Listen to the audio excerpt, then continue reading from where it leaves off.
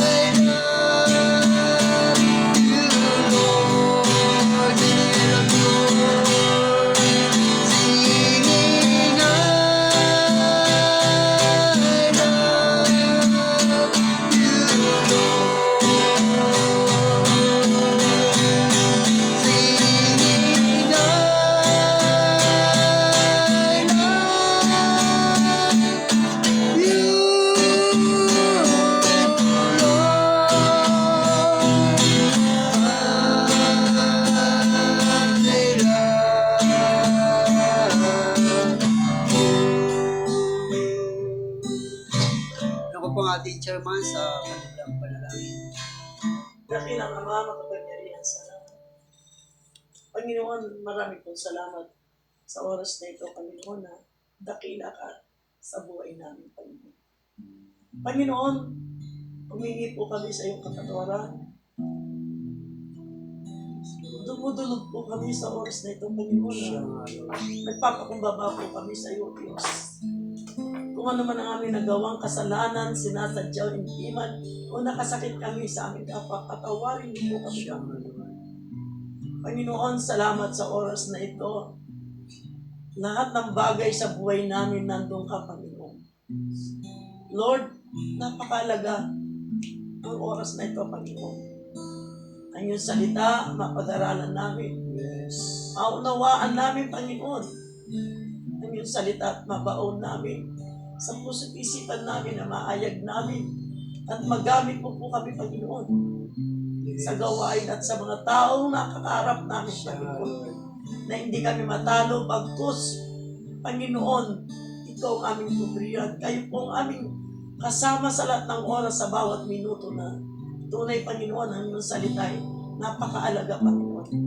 Pagkain, higit pa sa pagkain, ng iyong salita, Panginoon. Sa oras na ito, bigyan niyo po, Panginoon, ang karunungan, Yes. ang iyong tagapagsalita at magkaayag ng iyong salita sa oras na ito, Panginoon. Sa iyo po namin pinagkakatiwala ang oras na ito, Panginoon, na wala pa pong iba rito sana. Lord, ipuin mo sila, Siya nga, Lord. makarinig sa iyong salita. At kami nagsama-sama Yes. sa oras na ito. Sinabi mo sa iyong salita, alis na 2 sa 3, nasa kalagitnaan ka namin. Yes, Lord. Dinadalangin din po namin, Panginoon, sa bawat pamilya namin, Panginoon, kung saan sila. Kayo na kung bala sa kanila, Panginoon. Thank you, Jesus. Thank you, Lord. Amen. Tuloy pa natin yung Panginoon Diyos sa oras po ito. Let us continue to worship the Lord.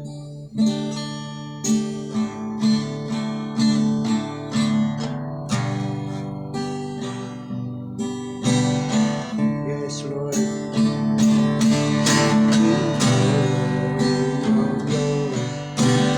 Lord, remain in white, your eyes glowing with fire, shining bright. The moon between the elders kneel around your throne, casting forth His crown at your feet. I own at your splendor in the glory of your name. I lift my voice in worship to meet your glory throne. You are my King, you are my Lord, you are my Lord, you are Jehovah, you are Jehovah.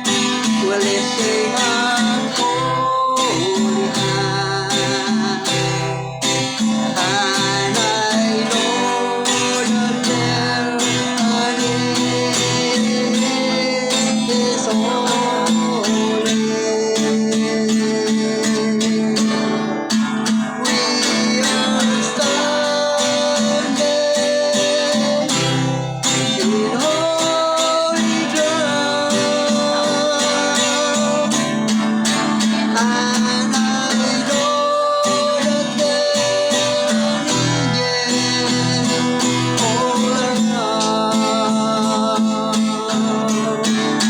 Let us praise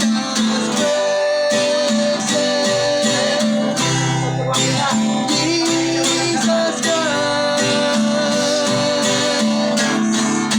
We are standing in your presence, holy ground. Once again, this is holy ground. This is holy ground. We're standing in holy ground. And I know that there an end is holy. Is our holy hand. We're lifting up holy hands. And I know that there an end is holy. We are standing in holy ground.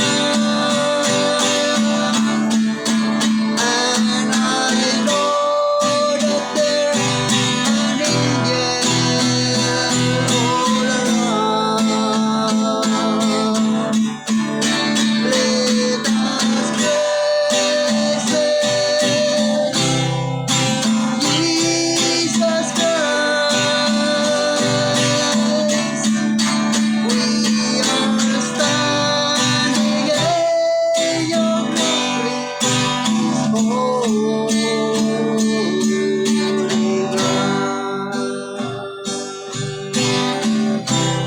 Yes, glory, Lord. Purihin ka, Panginoon, sa oras mo ito, Diyos. Lord. Pinadakila ka namin at sinasamba ka namin, Panginoon. Sa mamamagitan ng mga papuring awit nito, Diyos. Ibinigay niyo po sa amin ito, Panginoon, para sa pamamagitan nito, God, mapupurihan ka namin, madakila at masamba ka namin, Panginoon, sa Espiritu at sa katotohanan, sa mga bagay na hindi namin nakikita at nanihipo, Panginoon.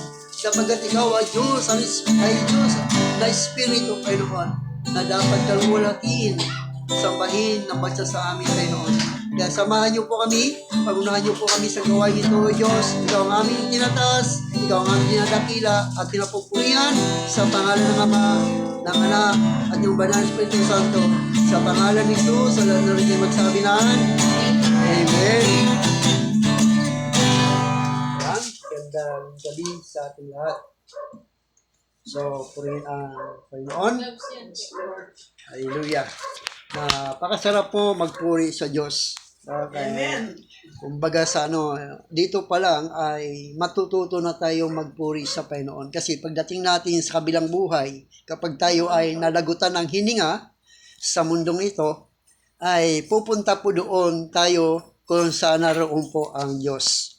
At yung mga inaawit natin dito, ang siya rin nating aawitin doon sa langit dahil sinabi ni Jesus Christ, kung ano ang pinagkaisahan nyo rito sa lupa ay pagkakaisahan doon sa langit. No? Kung anong pakakawalan nyo rito sa lupa ay pakakawalan din naman sa langit. Kaya yung ginagawa po natin ay humahantong po ito papuntang langit. Kaya so purihin ang Diyos sa buhay po natin. Hanggat buhay po tayo ay matuto po tayong magpuri at magsamba sa Panginoon dahil kapag namatay na po tayo, yun lang po yung katapusan ng ating buhay dito sa mundo at lilipat po tayo doon sa tinatawag na buhay na walang hanggan kung naglilingkod ka sa Panginoon. Pero kung hindi ka naglilingkod sa Diyos, wala kang panahon sa Diyos, kapag namatay ka sa mundong ito, hindi buhay na walang hanggan ang iyong patutunguhan, kundi walang hanggang kaparusahan sa apoy ng impyerno. Kaya so sa mga oras pong ito ay tayo po ay magpasalamat sa Panginoon. Meron man gustong pasalamat sa Diyos, si ating pong chairman, pasalamat po sa Panginoon. Anong balik? Anong pang ng gunting? Para maraming pamenyo. Yan. Napapasalamat po ako sa Panginoon, napakabuti ng Diyos. Kasi po, sa akong pinili niya bilang anak, nakilala ko ang Panginoon. Lahat tayo kilala natin ng Diyos, pero napakabuti po niya talaga. Kasi walang hanggan ang pasasalamat. Basta ikaw, magtiwala kami tagumpay. Amen. Kasi, paano ka maging matagumpay kung hindi ka tumatawag sa Panginoon? Meron tayong pag-asa, may pag-asa. Pag ikaw kumapit sa Panginoon, ikaw ay magtiwala. Pagkatiwala mo ang buhay mo sa Kanya. Kaya salamat sa Panginoon dahil na bilang anak ako, umisang tao tayo, pero nandun yung ano ng Panginoon, paalala eh. Kaya salamat sa Diyos dahil sana bigyan niya pa ako ng kaalaman, maraming kaalaman, lalo ko makaunawa sa kanyang salita. Thank you, Lord. Amen. Amen. No? So, purihin ng Diyos na tunay nga na dapat natin na pasalamatan ng Panginoon habang tayo po ay nabubuhay sa mundong ito. Kasi ang pag-alis po natin sa mundong ito ay biglaan po. Hindi po natin ito inaasahan, dumarating po ito ng biglaan. Kaya, so habang tayo ay buhay, dapat ay patuloy tayo nagpupuri at nagpapasalamat sa Panginoon na mayroon tayong time at oras para po sa Kanya. No, hindi naman lahat ay hiningi sa atin ng Diyos. No? Ang hiningi lang sa atin ng Diyos kahit isang minuto, isang oras, no? O ano man ay yung po ay inano po sa atin, hinihingi po sa atin ng Diyos yun. No? So ngayon, mayroon pa bang isang pasalamat sa Panginoon? Bago tayo makarinig ng salita ng Diyos? Yan. Yan. So kung wala na po ay handa na ba tayo makinig ng salita ng Panginoon? Amen, amen. Amen. So tawagin po natin si Pastor Ramon na siya po ang magdadala po ng mensahe sa oras po nito. Ano yung basurahan mo? Magandang gabi una sa ating Diyos na buhay. Amen. Dalawa, magandang gabi sa ating